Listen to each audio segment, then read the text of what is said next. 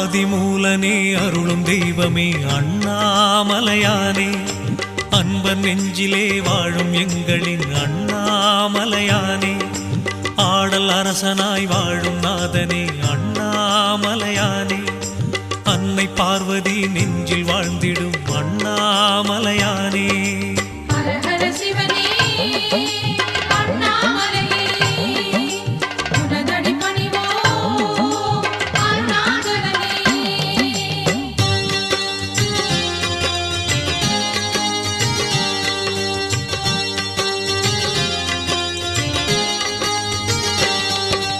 ஜோதி ரூபமாய் தோன்றும் தேவனே அண்ணாமலையானே,